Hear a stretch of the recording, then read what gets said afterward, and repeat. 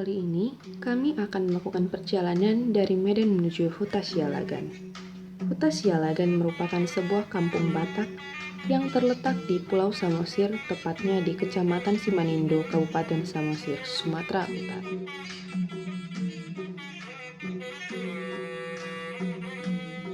Perjalanan dari Medan menuju Huta Sialagan memakan waktu kira-kira 5 jam.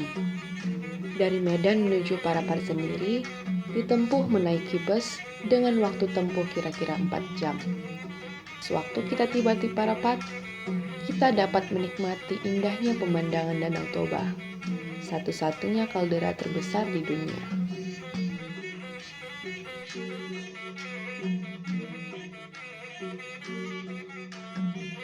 Dari Parapat menuju Tomo, kita akan menaiki kapal penumpang melalui Pelabuhan Ajibata. Waktu tempuh dari Pelabuhan Ajibata menuju Tomok memakan waktu kira-kira setengah jam.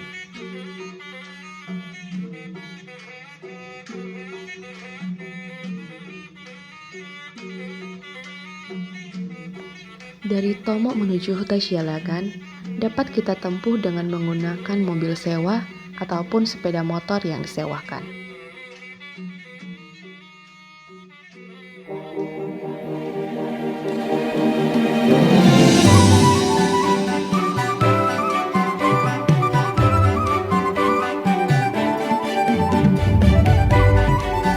Saat ini kita sedang berada di Kecamatan Simanindo, Kabupaten Samosir, tepatnya di Huta Sialagan.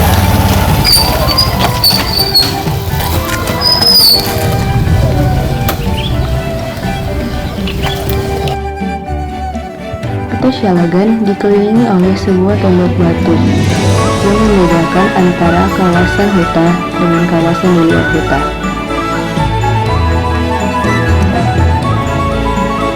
Seperti yang dapat kita lihat, di belakang saya ini merupakan Harbangan, yakni pintu masuk menuju Huta Sialagan.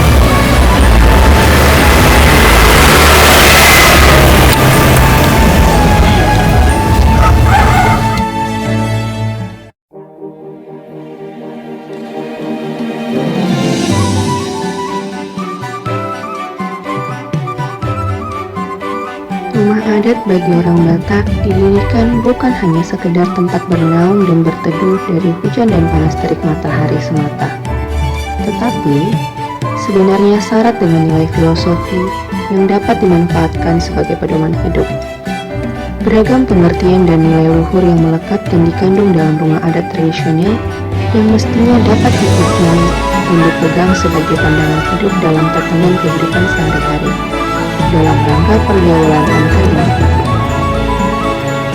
Dalam kesempatan ini akan dipaparkan nilai filosofi yang terkandung di dalamnya sebagai bentuk cagar budaya yang diharapkan dapat menjadi sarana pelestarian budaya agar kelak dapat diwariskan kepada generasi penerus untuk selalu rindu dan cinta terhadap budaya.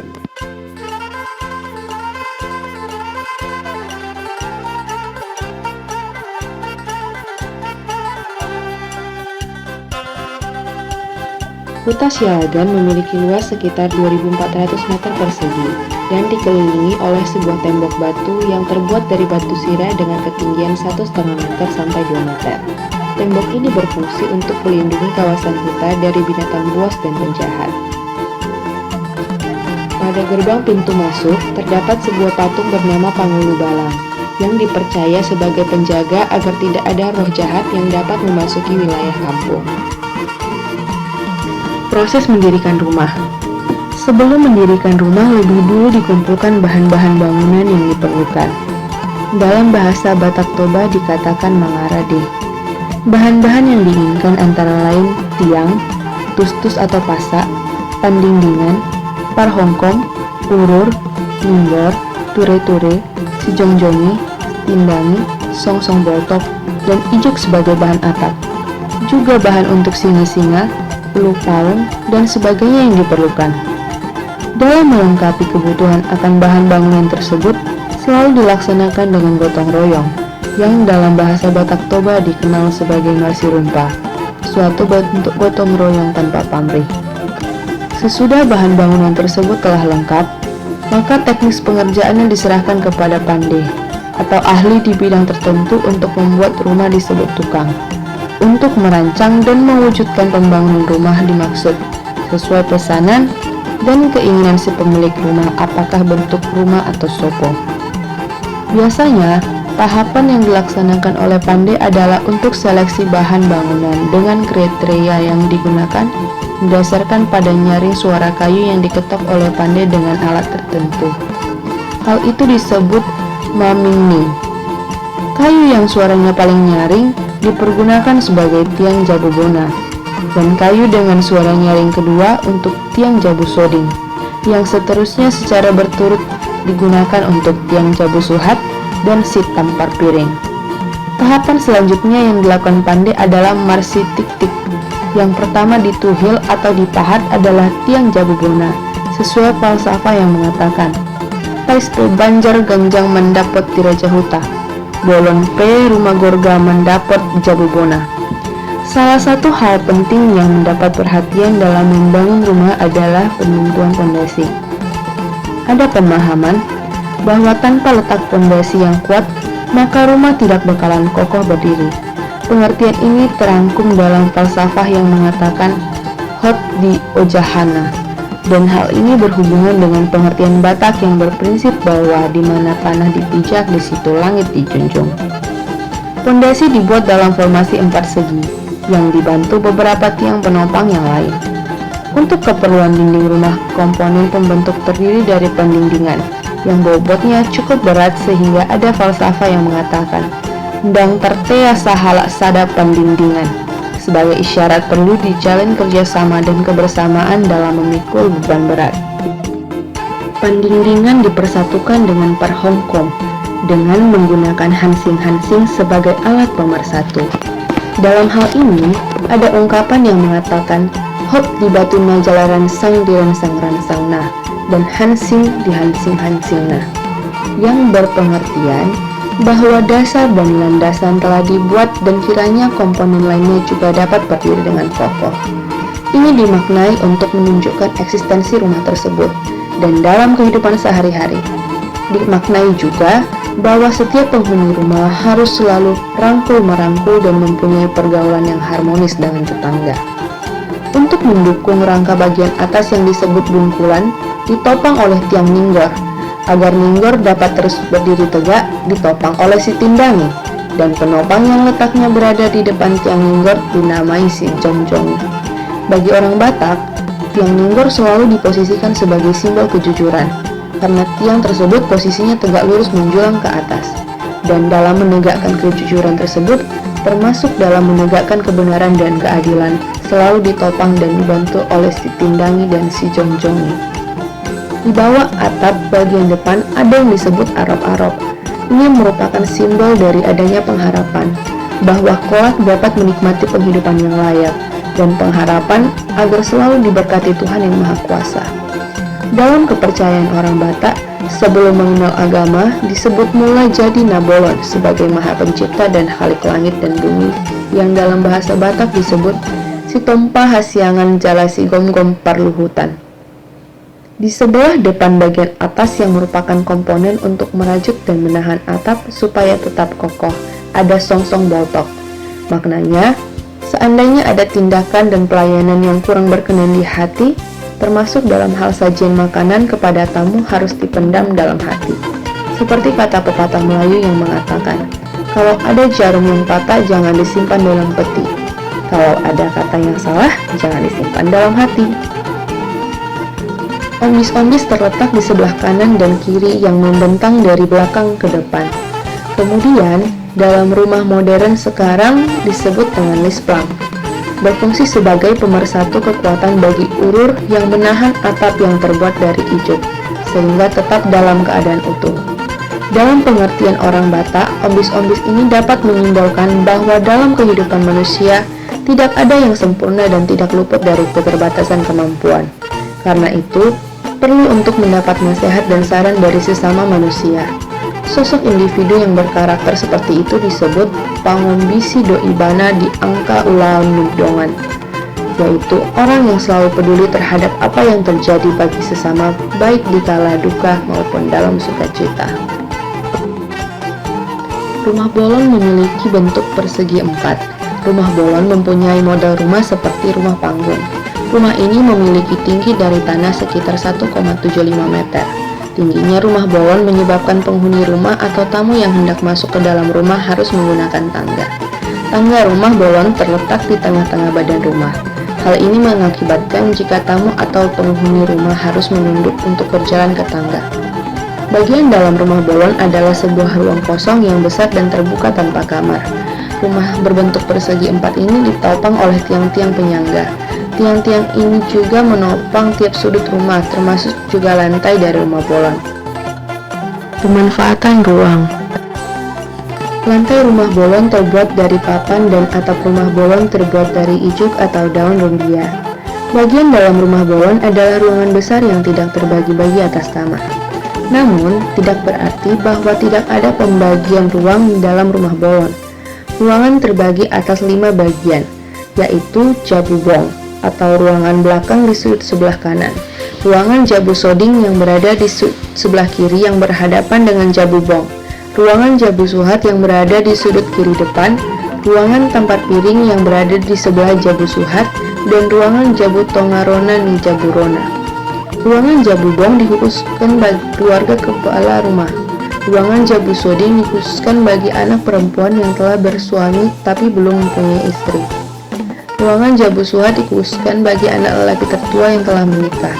Ruangan tampar piring adalah ruangan bagi tamu. Ruangan jabu tongarona ni jaburona dikhususkan bagi keluarga besar. Sebagian besar dari rumah bolon terbuat dari kayu. Rumah bolon tidak menggunakan paku. Rumah bolon hanya menggunakan tali untuk menyatukan bahan-bahan rumah. Tali ini diikatkan kepada kayu dengan kuat agar rangka rumah tidak longgar ataupun rubuh suatu saat. Gorga. Di sebelah depan rumah dihiasi dengan ornamen dalam bentuk ukiran yang disebut dengan gorga, dan terdiri dari beberapa jenis yaitu gorga sampurborna, gorga sipalang, dan gorga sidomdom nirobean. Gorga itu dihiasi dengan 3 warna, yaitu warna merah atau narara, putih atau nabontar, dan hitam atau nabirong. Warna merah melambangkan ilmu pengetahuan dan kecerdasan yang berbuah kebijaksanaan. Warna putih melambangkan ketulusan dan kejujuran yang berbuah kesucian. Warna hitam melambangkan kerajaan dan kewibawaan yang berbuah kepemimpinan. Sebelum orang Batak mengenal cat seperti sekarang, untuk mewarnai gorga mereka memakai batu hula untuk warna merah. Untuk warna putih digunakan tanoburo atau sejenis tanah liat tapi berwarna putih. Dan untuk warna hitam didapat dengan mengambil minyak buah jarak yang dibakar sampai kosong. Sedangkan untuk perekatnya digunakan air taji dari jenis beras yang bernama beras siputo. Di samping gorga, rumah Batak juga dilengkapi dengan ukiran lain yang dikenal sebagai singa-singa. Suatu lambang yang mengartikan bahwa penghuni rumah harus sanggup mandiri dan menunjukkan identitasnya sebagai manusia berbudaya. Singa-singa berasal dari gambaran sihapor atau belalang yang diukir menjadi bentuk patung dan ditempatkan di sebelah depan rumah tersebut. Belalang tersebut ada 2 jenis, yaitu sihapor lunjung untuk singa-singa rumah dan sihapor gurdong untuk rumah sopo. Hal ini dikukuhkan dalam bentuk filsafat yang mengatakan met-met pe sihapor lunjung di jujung do uluna, yang artinya bahwa meskipun kondisi dan status sosial pemilik rumah tidak terlalu beruntung, namun harus selalu tegar dan mampu untuk menjaga integritas dan citra nama baiknya. Perabot penting. Berbagai bentuk dan perabotan yang bernilai bagi orang Batak antara lain adalah ampang, yang berguna sebagai alat takaran atau pengukur untuk padi dan beras. Karena itu, ada falsafah yang mengatakan, ampang di jolo-jolo, panguhatan di pudi-pudi. Adatna hot pinungkan ni naparjolo, yut honoton sian pudi. Pengertian yang dikandungnya adalah bahwa apa bentuk adat yang telah lazim dilaksanakan oleh para leluhur hendaknya dapat dilestarikan oleh generasi penerus. Perlu ditambahkan bahwa panguhatan adalah sebagai tempat air untuk keperluan memasak. Di sebelah bagian atas kiri dan kanan yang letaknya berada di atas pendindingan, dibuat pangembari, yang gunanya sebagai tempat meletakkan barang-barang yang diperlukan sehari-hari seperti kain, tikar, dan lain-lain.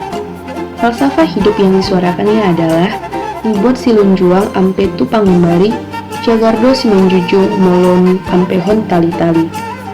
Untuk menyimpan barang-barang yang bernilai tinggi dan mempunyai harga yang mahal, biasanya disimpan dalam hombong, seperti sere atau emas, perak, ringgit atau mata uang sebagai penukar, ogung, dan ragam ulos seperti ragi hotang, ragi hidup, ragi pangko, ragi harangan, ragi huting, marjam sisi, runjat, binumsaan, ugia, sopipot, dan beraneka ragam jenis tali-tali seperti tutur, padang ursa, tumtuman dan pisau halasan, tombok lada, tutup pege, dan lain sebagainya. Karena orang Batak mempunyai karakter yang mengagungkan keterbukaan, maka dikala penghuni rumah meninggal dunia dalam usia lanjut dan telah mempunyai cucu, maka ada acara yang bersifat kekeluargaan untuk memeriksa isi hombong. Ini disebut dengan ungkap hombong yang disaksikan oleh pihak hula-hula. Untuk keluarga dengan tingkat ekonomi sederhana, ada tempat menyimpan barang-barang yang disebut dengan rundi, yang fungsinya hampir sama dengan hombong, hanya saja ukurannya lebih kecil dan tidak semewah hombong. Sebagai tungku memasak biasanya terdiri dari beberapa buah batu yang disebut dalihan. Biasanya, ini terdiri dari 5 buah sehingga tungku dapat memasak menjadi 2, sehingga dapat menanak nasi dan lauk pauk sekaligus.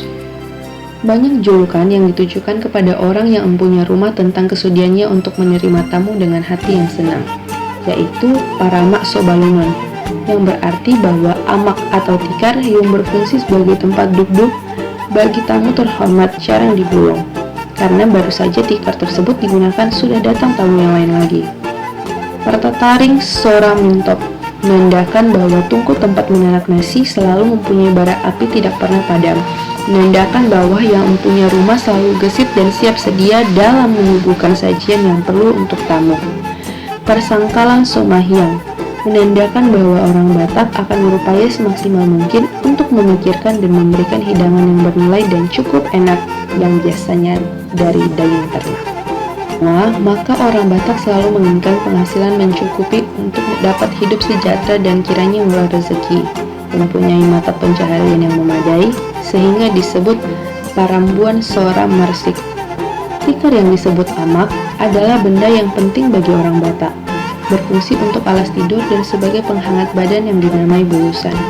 Oleh karena itu, ada falsafah yang mengatakan, amak do bulusan bahul-bahul inganan ni ema, boras uhum martulang gabe uhum marbere.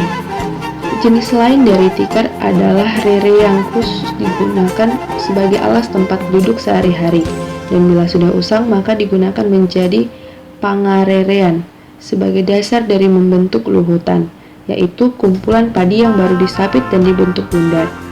Tentang hal ini ada ungkapan yang mengatakan, salah mendasar segala hutan, di mana pengertiannya adalah bahwa jika dalam perencanaan, maka akibatnya tujuan dapat menjadi terbengkalai. Sopo merupakan balai pertemuan penduduk huta. Di sini juga biasanya tempat diadakannya pesta. Konon katanya, jika ada seorang pencuri atau penjahat yang tertangkap, maka sebelum disidang ia akan dipenjara terlebih dahulu dengan cara dipasung hingga 1 bulan lamanya. Kemudian setelah itu, sang tersangka akan disidang di hadapan raja serta permaisurinya, tetua adat, tetangga dan undangan, serta datuk atau seorang dukun yang mengerti akan ilmu kebatinan pada saat itu. Setelah disidang, orang yang bersalah akan menjalani hukuman. Jenis kejahatan yang dilakukan pun ada 2, yaitu ringan dan berat. Untuk kejahatan ringan bisa dikatakan seperti mencuri.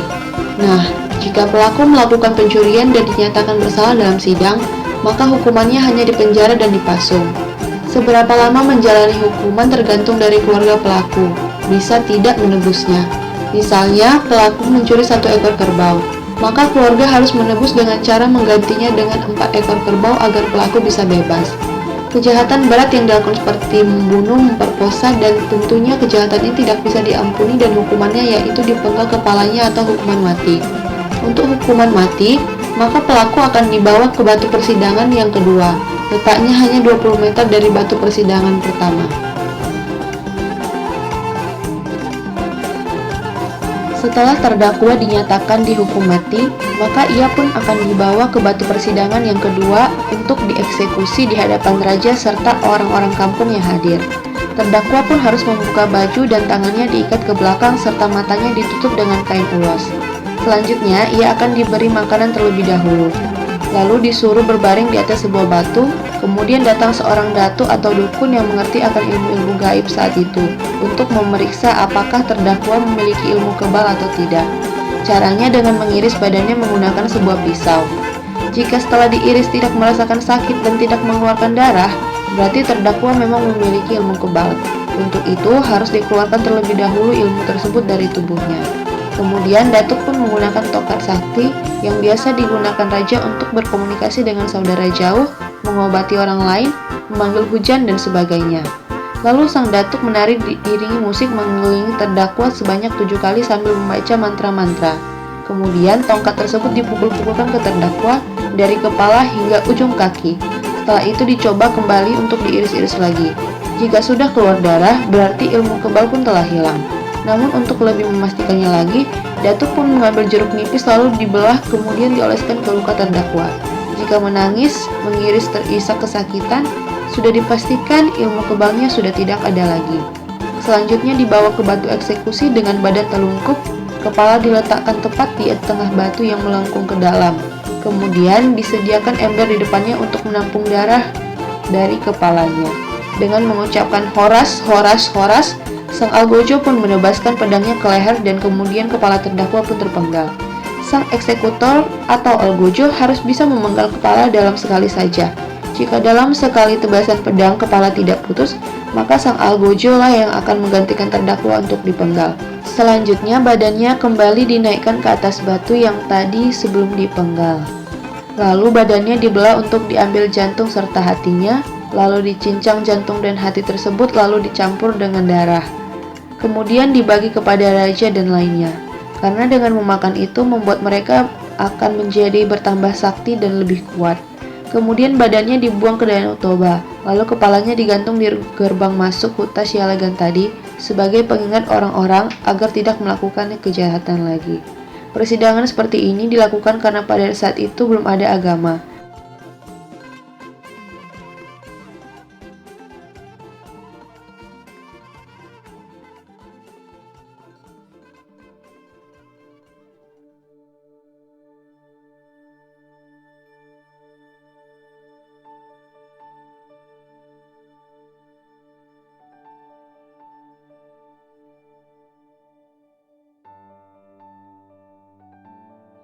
Ya, menurut saya, Huta Sialagan layak dikonservasi.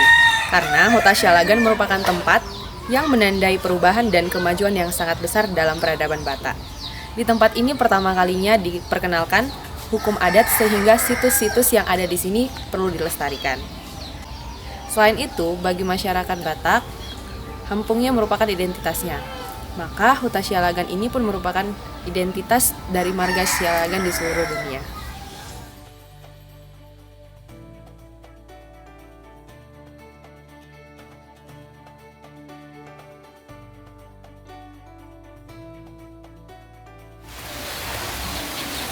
Menurut pengamatan kami, pada kawasan Huta Sialagan telah dilakukan langkah preservasi pada bangunan asli dari rumah tradisional dan revitalisasi berupa penambahan elemen pada bagian belakang dari rumah tradisional di kawasan ini. Hal ini menyebabkan kondisi 8 rumah adat di Huta Sialagan tetap kokoh dan terawat, masih layak huni.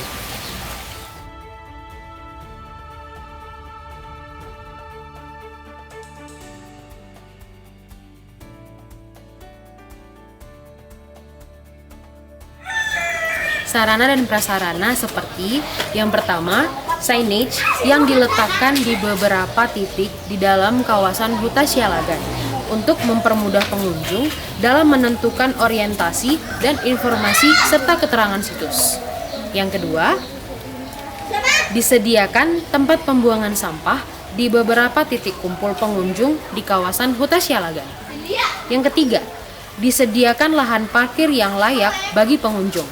Dan yang terakhir, sarana sanitasi yang layak, pakai, dan bersih harus disediakan di kawasan bagi pengunjung.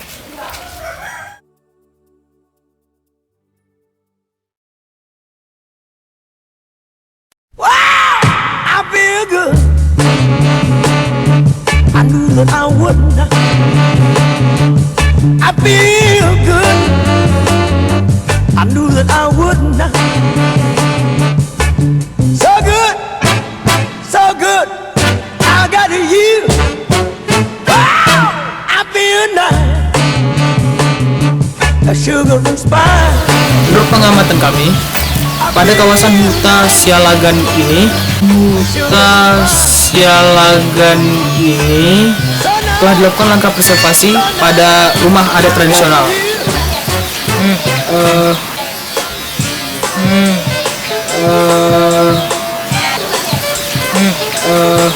Bangunan asli dari rumah tradisional dan revitalisasi berupa elemen bagian belakang yang telah dilakukan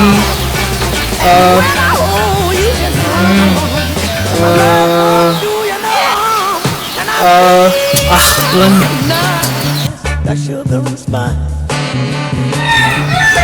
Ya, menurut saya Huta Sialagan layak dikonservasi karena Huta Sialagan merupakan tempat yang sangat So nice, so nice. I got you.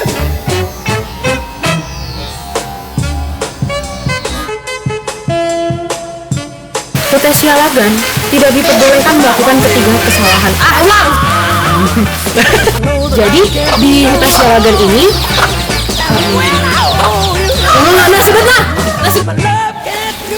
Huta Sialagan memiliki keistimewaan yang tidak dimiliki kampung adat Batak lain bisa masuk ibu yang Sugar and spice. Huta Sialagan memiliki keistimewaan yang tidak dimiliki. Aduh Ivana.